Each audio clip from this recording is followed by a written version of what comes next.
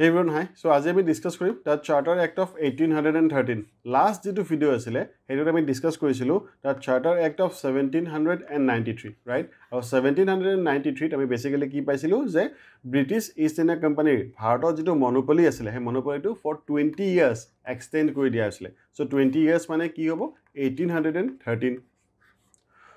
গটিকে 1813ত পুনৰ আৰু এটা চাৰ্টাৰ ইস্যু কৰা হয় আৰু এই চাৰ্টাৰ এক্টত কি আছিল সেই বিষয়ে আমি এই ভিডিওটোত জানিম so let's get started with today's video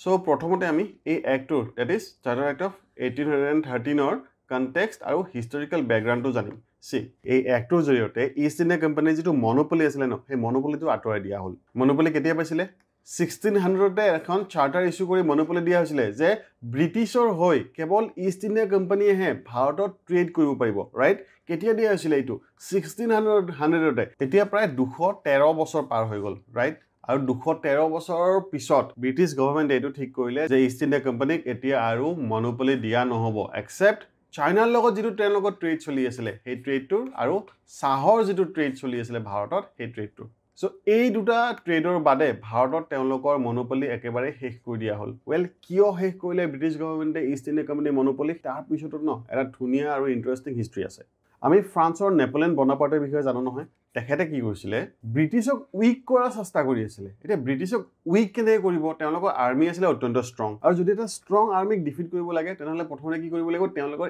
ইকনমিত এটাক কৰিব লাগিব ৰাইট সো নেপোলিয়ন বনাপাৰ্টেও হেতুৱে কৰিলে কি কৰিলে ব্ৰিটিছ যিবোৰ গুডছ ফ্ৰান্সৰ টেৰিটৰিত ফ্ৰান্সে দখল কৰা টেৰিটৰিবোৰত ব্ৰিটিছৰ গুডছ যিবোৰ সেল হৈ আছিল হেবোৰ একেবাৰে বন্ধ কৰিলে আনকি ব্ৰিটিছ ট্ৰেডাৰবোৰে যিবোৰ ট্ৰেড কৰি আছিল অৰ্থাৎ বস্তু ইপিনৰ পৰা কিনি ফ্ৰান্সৰ টেৰিটৰিত বিক্ৰী কৰি আছিল হেবোৰ বন্ধ কৰিলে অৰ্থাৎ ব্ৰিটিছ ট্ৰেডাৰবোৰৰ ওপৰত এটা সৰ্ট অফ এম্বাৰ্গো ইম্পোজ কৰিলে তাৰ ফলত ব্ৰিটিছ ট্ৰেডাৰবোৰে হিউজ লসেস ফেস কৰিবলৈ ধৰিলে সি আমি পাইছিলো নিউটনছ ল প্ৰত্যেকটো ক্ৰিয়াৰে এক প্ৰতিক্ৰিয়া থাকে ৰাইট সো ব্ৰিটিছ ট্ৰেডাৰবোৰে যেতিয়া ফ্ৰান্সৰ টেৰিটৰিত গৈ ট্ৰেড কৰিব নোৱাৰা হ'ল প্লাস ব্ৰিটিছৰ কিছুমান এলাইও আছিল সেই এলাইবোৰৰ লগতো নেপোলিয়ন বনাপাৰ্টে ভাল ৰিলেশন এস্টাবলিশ কৰিলে আৰু তেওঁলোকক বনাপাৰ্টে ক'লে যে আমাৰ লগত ট্ৰেড কৰা অৰ্থাৎ ফ্ৰান্সৰ লগত ট্ৰেড কৰা আৰু ফ্ৰান্সে বেনিফিট দিলে তেওঁলোকক ফ্ৰান্সৰ লগত ট্ৰেড কৰিবলৈ সো ট্ৰেডাৰ্ছবোৰে যেতিয়া ইমান লসেস ফেস কৰিলে তেতিয়া প্ৰেছাৰাইজ কৰিলে ব্ৰিটিছ গভৰ্ণমেণ্টক কি প্ৰেছাৰাইজ কৰিলে ইষ্ট ইণ্ডিয়া কোম্পানীক আপোনালোকে যেটো মনোপলি দি থৈছে ভাৰতত ট্ৰেড কৰা যে ব্ৰিটিছৰ ফালৰ পৰা কেৱল ইষ্ট ইণ্ডিয়া কোম্পানীহে ভাৰতত ট্ৰেড কৰিব পাৰিব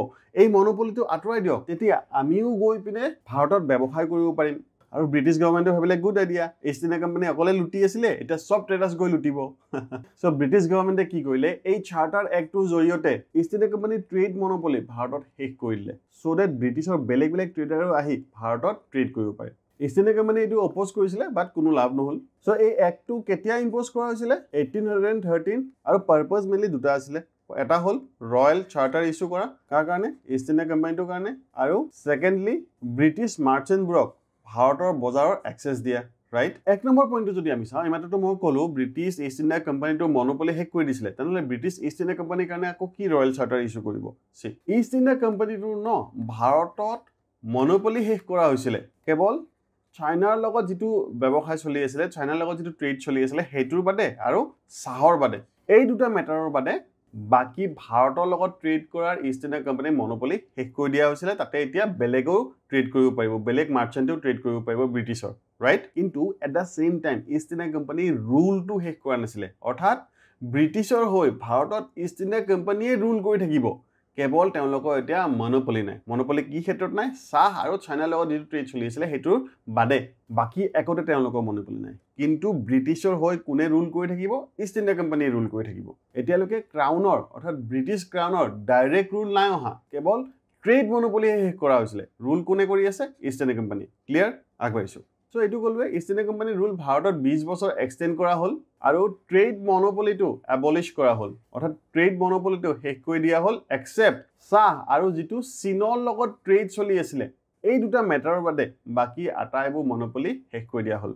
আৰু এই এক্টৰ ইম্প্যাক্ট কি হ'ল ভাৰতৰ বজাৰখন ব্ৰিটিছ মাৰ্চেন্ট বিলাকৰ কাৰণে খুলি দিয়া হ'ল কিন্তু তাতেও এটা লাইসেন্সিং সিস্টেম আছিল যে জুনে ইচ্ছা আহিবে তেওঁ ট্ৰেড কৰিব নোৱাৰে উইথ প্ৰপাৰ লাইসেন্স হে তেওঁলোকে ভাৰতত ট্ৰেড কৰিব পাৰিব নাও এই এক্টৰ পলিটিক্যাল কন্ট্ৰোলৰ কথা যদি আমি চাওঁ এই এক্টৰ জৰিয়তে ব্ৰিটিছ ক্ৰাউনৰ ভাৰতৰ ওপৰত সোভাৰেনিটি ৰিএফাৰ্ম কৰা হ'ল অৰ্থাৎ ইষ্ট ইণ্ডিয়া কোম্পানীৰ যিবোৰ টেৰিটৰি আছিলে ভাৰতত এই আটাইবোৰ টেৰিটৰি একচুৱেল মালিক যে ব্ৰিটিছ গভৰ্ণমেণ্ট ব্ৰিটিছ ক্ৰাউন হেতু আকৌ এবাৰ প্ৰমাণ কৰিলে এই এক্টৰ জৰিয়তে যাৰ ফলত এটা ডাইৰেক্ট কন্ট্ৰোলৰ বাট মুকলি হ'ল কাৰ বাবে ব্ৰিটিছ গভৰ্ণমেণ্টৰ বাবে বা ব্ৰিটিছ ক্ৰাউনৰ বাবে এই এক্টৰ জৰিয়তে আৰু এটা ইণ্টাৰেষ্টিং কাম কি কৰা হ'ল যিবোৰ খ্ৰীষ্টান মিছনাৰী আছিলে এতিয়ালৈকে তেওঁলোকক ভাৰত কাম কাজ চলাবলৈ একেবাৰে পাৰ্মিশ্যন দিয়া হোৱা নাছিলে কাৰণ ব্ৰিটিছসকলে প্ৰথমতে এনেকৈ ভাবিছিলে যে ভাৰতত যিয়ে নকৰোঁ কিয় ধৰ্মক আমি টাচ নকৰোঁ ধৰ্মৰ ক্ষেত্ৰত আমি একো মাত নামাতো কাৰণ সেইটো সময়ত ভাৰতৰ হিন্দুৱে হওক মুছলমানে হওক আটাই কি আছিলে ধৰ্মক লৈ অত্যন্ত বেছি চেঞ্চিটিভ আছিলে চ' 1813লৈকে ইভেন ইষ্ট ইণ্ডিয়া কোম্পানীও ধৰ্মক লৈ একো কাম কাজ চলোৱা নাছিলে কিন্তু সেই কামটো কৰিলে ব্ৰিটিছ গভৰ্ণমেণ্টে কি কৰিলে 1813ত খ্ৰীষ্টান মিছনাৰীবোৰক পাৰ্মিশ্যন দিলে যে হয় তেওঁলোকে আহি